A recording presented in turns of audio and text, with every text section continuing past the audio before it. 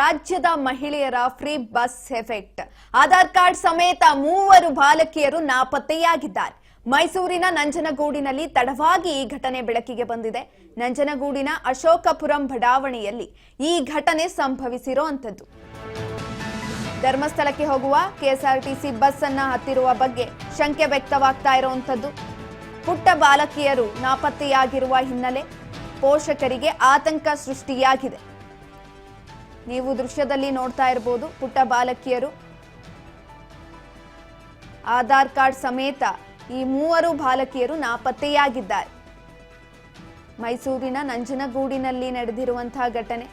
ಇನ್ನು ಪುಟಾಣಿ ಮಕ್ಕಳು ಆಲ್ರೆಡಿ ಆಧಾರ್ ಕಾರ್ಡ್ ತಗೊಂಡು ಬ್ಯಾಗಲ್ಲಿ ಬಟ್ಟೆ ಇತ್ತು, ಆ ಬಟ್ಟೆ ಬ್ಯಾಗನ್ನು ಕೂಡ ತೆಗೆದುಕೊಂಡು ಹೋಗಿರುವಂಥದ್ದು. ಇನ್ನು ಏನೂ ಅರಿಯಲ್ಲ, ಇಂಥ ಮಕ್ಕಳು ಆಲ್ರೆಡಿ ನಾಪತ್ತೆಯಾಗಿದ್ದಾರೆ. ಆಧಾರ್ ಕಾರ್ಡ್ ಸಮೇತ ಹೋಗಿರುವಂಥದ್ದು. ಸರ್ಕಾರ ಉಪಯೋಗಕ್ಕಾಗಿ 5 ಪಂಚ ಗ್ಯಾರಂಟಿ ಯೋಜನೆಯನ್ನ ತಂತು, ಅದರಲ್ಲಿ ಫ್ರೀ ಬಸ್ ಯೋಜನೆ ಕೂಡ ಒಂದು. ಈ ಹಿನ್ನೆಲೆಯಲ್ಲಿ ಎಲ್ಲಾ ಮಹಿಳೆಯರು ಕೂಡ ಟ್ರಿಪ್ ಹೋಗಿದ್ದು ಸಹಜ ಮೊದಲ ಒಂದು ದಿನಗಳಲ್ಲಿ. ಅದಾದ ನಂತರ ಇದೀಗ ಪುಟ್ಟ ಬಾಲಕಿಯರು ನಾಪತ್ತೆಯಾಗಿರುವಂಥದ್ದು ಆಧಾರ್ ಕಾರ್ಡ್ನೊಂದಿಗೆ. ಯಾಕಂತಂದ್ರೆ ಆಧಾರ್ ಕಾರ್ಡ್ ಒಂದಿದ್ರೆ ನಾವ್ ಎಲ್ಲಿ ಬೇಕಾದ್ರೂ ಓಡಾಡ್ಬೋದು, ಆ ಒಂದು ಥಾಟ್ ಆ ಮಕ್ಕಳಿಗೂ ಕೂಡ ಬಂದಿದೆ. ಹಾಗಾಗಿ ಆಧಾರ್ ಕಾರ್ಡ್ನ ತೆಗೆದುಕೊಂಡು ಹೋಗಿದ್ದಾರೆ.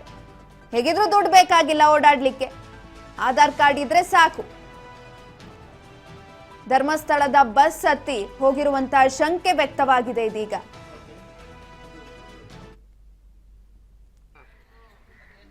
ಮಾತಾಡ್ತೀನಿ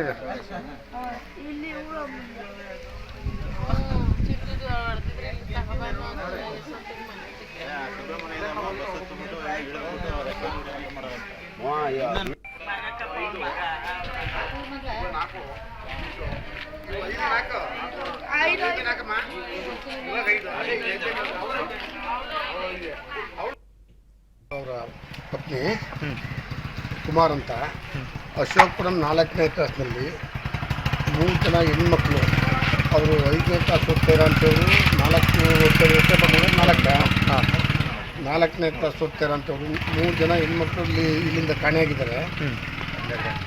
ಸುಮಾರು 11:30-12 ಗಂಟೆ ಇರ್ಬೋದು. ಬೆಳಿಗ್ಗೆ 12:30 ಹೋಗಿದೆ. ಇಲ್ಲಿಂದ ಹೋಗಿ ಇವಾಗ ಸುಬ್ರಹ್ಮಣ್ಯದಲ್ಲಿದೆ ಅಂತ ಮೆಸೇಜ್ ಹೇಳ್ತಾ ಇದ್ದಾರೆ, ಇನ್ನೂ ಸಿಕ್ಕಿಲ್ಲ. ಅವರ ಪತ್ನಿ ಕುಮಾರ್ ಅಂತ ಅಶೋಕಪುರಂ 4ನೇ ಕ್ಲಾಸ್ನಲ್ಲಿ 3 ಜನ ಹೆಣ್ಮಕ್ಳು, ಅವರು 5ನೇ ಕ್ಲಾಸ್ ಓದ್ತಾರ ಅಂತೇಳಿ 4ನೇ ಕ್ಲಾಸ್ ಓದ್ತಾರ ಅಂತವ್ರು 3 ಜನ ಹೆಣ್ಮಕ್ಳು ಇಲ್ಲಿಂದ ಕಾಣೆಯಾಗಿದ್ದಾರೆ. ಸುಮಾರು 11:30-12 ಗಂಟೆ ಇರ್ಬೋದು.